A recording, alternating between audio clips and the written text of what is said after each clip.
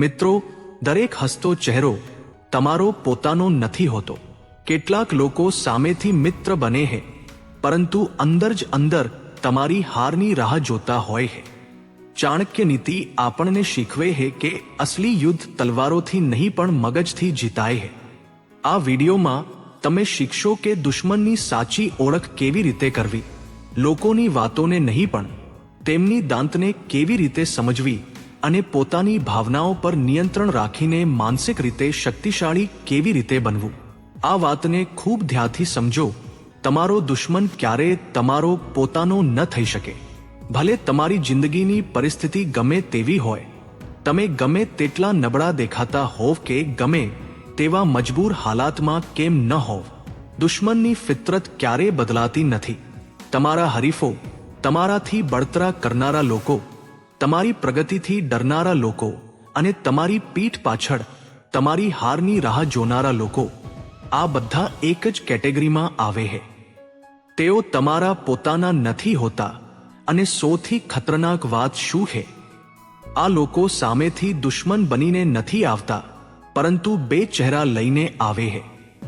સામે મીઠી વાતો અને પાછળ ઝેર. બે મોંઢાવાળા લોકો એ જ હોય છે, જે તમારા સામે તમારા વખાણ કરશે, તમને સપોર્ટ બતાવશે, પરંતુ જેવા તમે તેમની આંખોથી દૂર થયા, એ જ લોકો તમારી બુરાઈ કરશે, તમારી ઇમેજ ખરાબ કરશે અને ચૂપચાપ તમને નીચે પાડવાનું પ્લાનિંગ કરશે.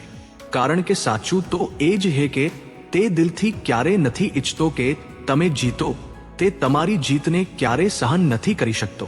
તે ઉપરથી ગમે તેટલો મૈત્રીપૂર્ણ કેમ ન દેખાય, અંદર જ અંદર તેનું મન તમારી હાર પર જ ટકેલું રહે છે. આ સચ્ચાઈને જેટલી જલ્દી સમજી લેશો, એટલું જ પોતાની જાતને બચાવી શકશો. ચાણક્ય નીતિ એ જ શીખવે છે કે દુશ્મનને ઓળખવામાં સૌથી મોટી ભૂલ એ જ થાય છે કે માણસ તેના દેખાવ પર ભરોસો કરી લે છે. તમારી લાઈફમાં આવા લોકોનું જેટલું ઓછું દખલગીરી હશે, તમારી લાઈફ એટલી જ શાંત, એટલી જ ફોકસ્ડ અને એટલી જ પાવરફુલ હશે. કારણ કે આવા લોકો માત્ર માણસ નથી હોતા, આ ચાલતા ફરતા નકારાત્મક ઉર્જાના સ્ત્રોત હોય છે. આ તમારા મગજને નબળું કરશે, તમારા નિર્ણયોમાં શંકા પેદા કરશે અને ધીમે ધીમે તમારા આત્મવિશ્વાસને અંદરથી ખોખલો કરી દેશે. એટલા માટે જે લોકોથી તમને એવું ફીલ થવા લાગે કે આ લોકો તમને ડાઉન ફીલ કરાવી રહ્યા છે, તમારી સોચને નાની કરી રહ્યા છે, તમારી એનર્જી ચૂસી રહ્યા છે, તેમનાથી અંતર બનાવી લેવું એ કોઈ નબળાઈ નથી, પણ માનસિક મજબૂતીની નિશાની છે. યાદ રાખો, દુશ્મન ભલે ગમે તેટલી સારી એક્ટિંગ કેમ ન કરી લે, ગમે તેટલો પોતાનો હોવાનો દેખાવ કેમ ન કરે, તે ક્યારેય પોતાનો ન થઈ શકે. કારણ કે જો તે સાચે જ પોતાનો હોત તો દુશ્મન હોત જ નહીં. તે તમારી સામે ગમે તેટલો સારો વ્યવહાર કેમ ન કરે, તમારી સાથે બેસીને હસે, તમારા ખભા પર હાથ રાખે, પરંતુ તેના મગજના કોઈને કોઈ ખૂણામાં એક જ વસ્તુ ચાલતી હોય છે: તમને કેવી રીતે હરાવવા, નબળા કરવા, તમને કેવી રીતે નીચે પાડવા. અને આ જ એ જગ્યા છે જ્યાં મોટા ભાગના લોકો થાપ ખાઈ જાય છે. તો સવાલ એ નથી કે દુશ્મન તમારી સાથે શું કરી રહ્યો છે, સવાલ એ કે તમે તેને કેટલી સત્તા કે શક્તિ આપી રહ્યા છો. તો ચાલો મિત્રો, જાણીએ કે આપણે આપણા દુશ્મનોથી કેવી રીતે બચી શકીએ. નંબર 1, તમારી પ્રગતિને છુપાવો, પરંતુ તમારી ગ્રોથને ક્યારેય ન રોકો. હવે આ પોઈન્ટને ઊંડાણપૂર્વક સમજો, કારણ કે જો આ વાત મગજમાં બેસી ગઈ તો રમત આપોઆપ તમારા પક્ષમાં વળી જશે. ચાણક્ય નીતિમાં એક વાત બિલકુલ સાફ કહેવામાં આવી છે: તાકાત બતાવતા પહેલા તાકાત બનાવવી જરૂરી છે.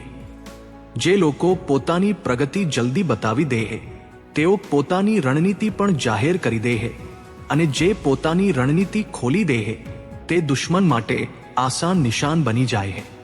એટલા માટે તમારા દુશ્મનને ક્યારેય એ ન બતાવો કે તમે કેટલા આગળ નીકળી ચૂક્યા છો. તેને એવું જ લાગવા દો કે તમે ત્યાંના ત્યાં જ છો, હજુ પણ સંઘર્ષમાં છો, હજુ પણ અટવાયેલા છો, તકની રાહ જોઈ રહ્યા છો. બહારથી તમારી જિંદગી સાધારણ દેખાવી જોઈએ. કોઈ દેખાડો નહીં, કોઈ શોરબકોર નહીં, કોઈ જાહેરાત નહીં, પરંતુ અંદર જ અંદર વાર્તા બિલકુલ અલગ હોવી જોઈએ. અંદર તમે રોજ પોતાને અપગ્રેડ કરી રહ્યા છો, જ્ઞાનથી, જેથી તમારી સોચ વધુ ઊંડી થતી જાય, શિસ્તથી, જેથી તમારી આદતો તમને નબળા ન કરે, અને ધૈર્યથી, જેથી તમે સાચો સમય આવ્યા પહેલા કોઈ ચાલ ન ચલો. આ જ અસલી વિકાસ હોય છે, જે દેખાતી નથી, પરંતુ જ્યારે સામે આવે છે ત્યારે આખી રમત બદલી નાખે છે. જ્યારે દુશ્મન તમને નાનો સમજવા લાગે છે, જ્યારે તેને લાગે છે કે તમે તેના લેવલના જ નથી, ત્યારે તે તમને સિરિયસ લેવાનું બંધ કરી દે છે, અને આ જ તેની સૌથી મોટી ભૂલ બની જાય છે. ચાણક્ય કહે છે, જે દુશ્મન તમને નજરઅંદાજ કરે છે તે જ અજાણતામાં તમને સૌથી મોટી તક આપી દે છે. કારણ કે જે દિવસે તેણે તમને સિરિયસ લેવાનું છોડી દીધું, તે જ દિવસે તેણે પોતાની સતર્કતા પણ છોડી દીધી. હવે તે તમારી તૈયારી નથી જોઈ રહ્યો, તમારી ચાલો પર નજર નથી રાખી રહ્યો. તે અહંકારમાં એટલો ડૂબી ચૂક્યો છે કે તેને લાગે છે કે આ તો મારા માટે કોઈ ખતરો જ નથી. અને બરાબર આ જ વળાંક પર તમે અસલી ગેમ રમવા માટે ફ્રી થઈ જાઓ છો, વિના દબાણ, વિના ડર, વિના ઉતાવળ. તમે ચૂપચાપ આગળ વધો છો, પોતાને મજબૂત કરો છો અને સાચા સમયની રાહ જુઓ છો. યાદ રાખો, સિંહ શિકાર કરતા પહેલા ગર્જના નથી કરતો, તે ચૂપચાપ તાકાત ભેગી કરે છે. એટલા માટે તમારી પ્રગતિને છુપાવેલી રાખો, તમારી મહેનતને શાંત રાખો, અને તમારી ગ્રોથને કોઈ પણ ભોગે અટકાવશો નહીં. કારણ કે જે દિવસે તમારી અસલી તાકાત સામે આવશે, તે દિવસે દુશ્મનને સમજાશે જ નહીં કે તે ક્યારે, ક્યાં અને કેવી રીતે પાછળ રહી ગયો. આ જ છે ચાણક્ય નીતિનો એ રસ્તો જ્યાં જીત કોઈ પણ શોરબકોર વિના મળે છે અને દુશ્મન માનસિક રીતે પૂરેપૂરો તૂટી જાય છે. નંબર 2, તમારા દુશ્મનને તેના શબ્દોથી નહીં, તેની ભાવના અને તેની એનર્જીથી સમજતા શીખો. હવે અહીંથી અસલી રમત શરૂ થાય છે. ચાણક્ય નીતિમાં સૌથી મોટી ભૂલ એ માનવામાં આવી છે કે માણસ સામેવાળાના શબ્દોને સાચા માની લે, શબ્દો સાંભળીને નિર્ણય કરી લે. જ્યારે સચ્ચાઈ એ છે કે શબ્દો તો માત્ર પડદો હોય છે, અસલી વાર્તા તો તેની પાછળ ચાલી રહી હોય છે. જે દિવસે તમે દુશ્મનને તેની એનર્જીથી મહેસૂસ કરવાનું શીખી લો છો, તેની ફિલિંગ્સથી વાંચવાનું શરૂ કરી દો છો, તે દિવસે તમે ક્યારે પણ શબ્દોના જાળમાં નથી ફસાતા. તમે તરત સમજી જશો કે આ જે માણસ બોલી રહ્યો છે ને તે ઉપરથી બોલી રહ્યો છે, અંદર કંઈક બીજું જ ચાલી રહ્યું છે. બહાર જે દેખાય છે તે માત્ર દેખાડો છે. અસલી ઈરાદો તેની આંખોમાં, તેની બોડી લેંગ્વેજમાં, તેની આખરી વાણીના ઉતાર ચઢાવમાં છુપાયેલો હોય છે. પરંતુ 90% લોકો અહીં જ હારી જાય છે, કારણ કે તેઓ શબ્દોને જ સાચું માની લે છે. અને માણસ મૂર્ખ ક્યારે બને છે? એ જ દિવસે જે દિવસે તે શબ્દો પર ભરોસો કરી લે છે અને ફિલિંગ્સને વાંચવાનું બંધ કરી દે છે. યાદ રાખો, શબ્દો સૌથી ખતરનાક હથિયાર હોય છે. શબ્દોથી કોઈને પણ વિશ્વાસ અપાવી શકાય છે, ભટકાવી શકાય છે, જૂઠી સચ્ચાઈ પધરાવી શકાય છે. પરંતુ તરંગો ક્યારે જૂઠું નથી બોલતા, દાનત ક્યારે જૂઠું નથી બોલતા, ઈરાદા ક્યારે જૂઠું નથી બોલતા. બસ ફરક એટલો છે કે મોટા ભાગના લોકો તેને મહેસૂસ કરવાનું જ નથી જાણતા. આ એક કળા છે જે જો તમે શીખી લીધી તો દુશ્મન પોતે જ નબળો પડવા લાગશે. આના પછીનું સ્ટેપ હજુ પણ ખતરનાક છે. સામેવાળાની બોડી લેંગ્વેજને ધ્યાનથી જુઓ, તેને સમજો અને ધીમે ધીમે તેને કોપી કરવાનું શરૂ કરો. તેને એવું ફીલ કરાવો કે તમે તેના જેવા જ છો. જ્યારે માણસને લાગે છે કે સામેવાળો મારા જેવો જ છે, ત્યારે તેનો ભરોસો આપોઆપ વધી જાય છે. અને ચાણક્ય સાફ કહે છે કે યુદ્ધમાં તલવાર પહેલા ભરોસો જીતવો જરૂરી હોય છે. કારણ કે જે દિવસે દુશ્મન તમારા પર ભરોસો કરવા લાગે છે, તે જ દિવસે તે પોતાના ગાર્ડ નીચે પોતાની સુરક્ષા ઢીલી કરી દે છે. તમારે બેકગ્રાઉન્ડમાં રહીને કામ કરવાનું છે. સામેથી તેને એવું ફીલ કરાવવાનું છે કે તે જ શ્રેષ્ઠ છે, તે જ સૌથી પાવરફુલ છે, તે જ સૌથી તેજ છે. તેને એવો અહેસાસ કરાવો કે મને કોઈ હરાવી જ નથી શકતું. અને ધ્યાનથી સાંભળજો, બરાબર અહીંથી જ માણસ હારવાનું શરૂ કરે છે. ઓવર કોન્ફિડન્સ માણસની સૌથી મોટી નબળાઈ હોય છે. જ્યારે તે પોતાને ભગવાન સમજવા લાગે છે ત્યારે જ તે માણસ બનવાનું ભૂલી જાય છે. જ્યારે તે ઓવર કોન્ફિડન્ટ થઈ જાય છે ત્યારે તેને એ ખબર જ નથી પડતી કે તમે અંદર અંદર શું તૈયારી કરી રહ્યા છો. તેને અંદાજો જ નથી હોતો કે તમારી અસલી તાકાત શું છે, તમારું મગજ કેટલું તેજ છે અને તમે કેટલી દૂરનું વિચારી રહ્યા છો.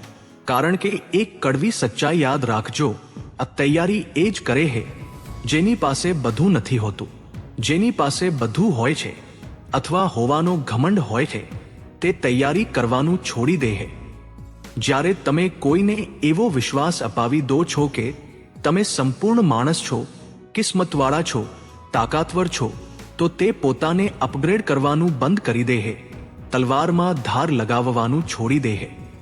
અને તલવાર ભલે ગમે તેટલી મોંઘી કેમ ન હોય, જો તેમાં ધાર ન હોય તો તે માત્ર શોપીસ બનીને રહી જાય છે. બીજી તરફ તમે શું કરી રહ્યા છો? તમે જાણી જોઈને નાના બનીને શીખી રહ્યા છો, તેની ચાલોને વાંચી રહ્યા છો, પોતાને અપગ્રેડ કરી રહ્યા છો, મગજથી, ધૈર્યથી, સમજણથી. અને એક સમય એવો આવશે જ્યારે તમે અંદરથી પૂરેપૂરા તૈયાર થઈ ચૂક્યા હશો અને સામેવાળો પોતાના જ ઘમંડમાં ડૂબી ચૂક્યો હશે. આ જ ચાણક્ય નીતિ છે. કોઈ પણ શોરબકોર વિના, લડાઈ વિના દુશ્મનને મેન્ટલી નબળો કરવાનો અસલી તરીકો. નંબર 3, તમારા દુશ્મનને દોસ્તની જેમ જુઓ. મગજ ખોલીને સાંભળજો, કારણ કે આ જ એ જગ્યા છે જ્યાં મોટા ભાગના લોકો ભૂલ કરે છે. ચાણક્ય કહે એ સીધો વાર કરનારો યોદ્ધા જલ્દી પકડાઈ જાય છે, પરંતુ જે હસતા હસતા ચાલે છે તે જ અસલી રમત રમે છે. તમારા દુશ્મનને ક્યારેય એવો અહેસાસ ન થવો જોઈએ કે તમે તેનાથી આગળનું વિચારી રહ્યા છો. તેને એવું જ લાગવું જોઈએ કે તમે બેવકૂફ છો, નાસમજ છો અને તે તમારા કરતાં ક્યાંય વધારે ચાલાક, સ્માર્ટ અને કાબિલ છે. આ અહેસાસ તેના મગજમાં સતત ચાલતો રહેવો જોઈએ કે હું આને આરામથી હરાવી શકું છું. જ્યારે સામેવાળાને લાગે છે કે તમારામાં દમ નથી, ત્યારે જ તે પોતાના અંદરનો અસલી દમ બતાવવાનું શરૂ કરે છે. આ જ માનવ સ્વભાવ છે. દરેક વ્યક્તિની અંદર અહંકાર હોય છે, ઘમંડ હોય છે, અને જ્યારે તમે જાણી જોઈને પોતાને નાના બતાવો છો તો સામેવાળાનો અહંકાર ફૂલવા લાગે છે. તેને લાગે છે કે તે કંટ્રોલમાં છે, તે ઉપર છે અને તમે નીચે છો. અને જેવો તેનો ઘમંડ એક્ટિવ થાય છે, તે પોતાની અસલી સોચ, પોતાની અસલી તાકાત બધું જ રોક્યા વિના બહાર લાવવા લાગે છે. તે પોતાની નબળાઈઓ તમારી સામે ખોલી દે છે. હવે અહીં ચાણક્ય નીતિનું સૌથી ખતરનાક હથિયાર આવે છે, મિરરિંગ ટેકનિક. જ્યારે તમે આ સચ્ચાઈ સમજી ચૂક્યા છો કે દુશ્મન ક્યારેય પોતાનો ન થઈ શકે, તો પછી તેની સાથે ઈમાનદારી બતાવવાની કોઈ જરૂર નથી. તમારે એ જ બનીને રહેવાનું છે જે તે તમારી સામે બને છે. જો તે તમારી ચિંતા બતાવે છે તો તમે પણ બતાવો. તે પોતાપણું બતાવે છે તો તમે પણ બતાવો. જો તે તમને સારું ફીલ કરાવે છે તો તમે પણ એ જ કરો. બહારથી બધું જ બરાબર, બધું જ સિમ્પલ, બધું જ નોર્મલ. ધીમે ધીમે તેના મગજમાં એ બેસી જશે કે મારી ભલાઈની આના પર અસર થઈ રહી છે. તેને લાગશે કે તે તમને પ્રભાવિત કરી રહ્યો છે, તમને બદલી રહ્યો છે, તમને નબળા બનાવી રહ્યો છે. પરંતુ તેને એ જરાય અંદાજો નહીં હોય કે અસલમાં તમે તેની દરેક હરકતને નોટિસ કરી રહ્યા છો, તેની સાયકોલોજીને વાંચી રહ્યા છો અને તેની ચાલોનો નકશો તમારા મગજમાં બનાવી રહ્યા છો. આ જ એ પોઈન્ટ છે જ્યાં રમત પલટાય છે. વિના લડાઈ તમારા દુશ્મનને દોસ્તની જેમ જોવાનો મતલબ એ નથી કે તમે સાચે જ તેના દોસ્ત બની જાઓ. આનો મતલબ છે તેને ડીપલી અન્ડરસ્ટેન્ડ કરવો. તેની બોડી લેંગ્વેજ, તેનો ડર, તેનો અહંકાર, બધું જ. જ્યાં સુધી તમે તેના જેવા નહીં બનો ત્યાં સુધી તમે તેને પૂરેપૂરો સમજી નહીં શકો. અને જે દિવસે તમે તેને સમજી ગયા તે જ દિવસે તે અજાણતામાં તમારા કંટ્રોલમાં આવી જશે. બહુ જલ્દી તમને એક સરપ્રાઈઝ મળશે. એક એવી ક્ષણ આવશે જ્યારે તમને સાફ દેખાશે કે સામેવાળો પોતે જ એક્સપોઝ થઈ ચૂક્યો છે અને તેને ખબર પણ ના પડી. આ જ ચાણક્ય નીતિની અસલી તાકાત છે. યાદ રાખજો, હું તમારી લાઈફની 70% રણનીતિ અહીં આપી રહ્યો છું. બાકીની 30% તમારે માત્ર એક કામથી લાગુ કરવાની છે. ના ગુસ્સો, ના ઉતાવળ, ના અહંકાર અને ભરોસો રાખો. જ્યારે તમે આ રીતને સાચી રીતે શીખી લેશો તો એક દિવસ તમે પાછા વળીને પોતાની જાતને કહેશો, હું સાચે જ ભાગ્યશાળી છું કે મેં આ સમજી લીધું. આ કોઈ વાયદો નથી, આ નીતિ છે. અંતિમ સાર, અસલી જીત ક્યારે દેખાતી નથી. હવે જરા રોકાઈને આને ધ્યાનથી સાંભળો, કારણ કે આ જ એ સચ્ચાઈ છે જે આખી ચાણક્ય નીતિનો સાર છે. ચાણક્ય કહે છે, અસલી જીત એ નથી હોતી જે દુનિયા જુએ, તાળીઓ વાગે કે શોરગોળ થાય. અસલી જીત એ હોય છે જેને દુશ્મન સમજી જ ના શકે, તેને ખબર જ ના પડે કે હાર ક્યારે શરૂ થઈ અને તે કયા વળાંક પર પોતાની જાતથી જ હારી ગયો. તમારે કોઈ દેખાડો નથી કરવો, તમારે બદલો નથી બતાવવો, તમારે કોઈને એ સાબિત નથી કરવું કે તમે સાચા હતા કે તમે કેટલા તાકાતવર છો. જે માણસ પોતાની જીત બતાવવાની કોશિશ કરે છે તે હજુ પણ અંદરથી અસુરક્ષિત હોય છે. ચાણક્ય નીતિ કહે છે, જે મનથી જીતી ચૂક્યો હોય છે તેને કોઈ પ્રદર્શનની જરૂર જ નથી પડતી. તમારે બસ એટલું જ કરવાનું છે કે એક દિવસ એવો આવે જ્યારે તમારો દુશ્મન પોતે એ મહેસૂસ કરે કે તે પાછળ રહી ગયો છે. તેની જિંદગી ત્યાંની ત્યાં જ અટકેલી છે અને તમે બહુ આગળ નીકળી ચૂક્યા છો. પરંતુ સૌથી ખતરનાક વાત એ હશે કે તેને એ પણ યાદ નહીં હોય કે તમે ક્યારે આગળ નીકળી ગયા. કોઈ મોટો ઝઘડો ના થયો, કોઈ ટકરાવ ના થયો, કોઈ લડાઈ ના થઈ, છતાં તે હારી ચૂક્યો હશે. તે પોતાની જાતને જ સવાલ કરવા લાગશે કે મારી સાથે જ આવું કેમ થઈ રહ્યું છે. તેનો આત્મવિશ્વાસ ધીમે ધીમે ડગમગવા લાગશે, તેનું દરેક પ્લાનિંગ ફેલ થવા લાગશે અને તેને સમજાશે નહીં કે ભૂલ ક્યાં થઈ રહી છે. જ્યારે તે બીજાને દોષ દેવા લાગે, કિસ્મતને કોસવા લાગે અને અંદર જ અંદર તૂટવા લાગે, ત્યારે સમજી લેજો કે તમે જીતી ચૂક્યા છો. એ વળાંક પર દુશ્મન તમારાથી નથી લડી રહ્યો હોતો, તે પોતાની જાત સાથે લડી રહ્યો હોય છે.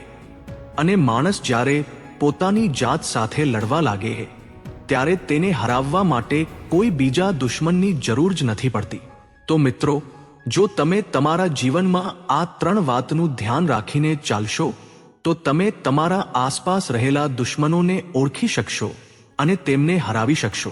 તો મિત્રો, અમારા દ્વારા આપવામાં આવેલી આ માહિતી તમને થોડી પણ પસંદ આવી હોય તો આ વિડીયોને એક લાઈક કરી આપણી ચાણક્ય ફોકસ ચેનલને સબસ્ક્રાઇબ કરી બેલ આઇકોન પ્રેસ કરી દેજો, જેથી આવા જ વિડીયો સૌથી પહેલા તમને મળે.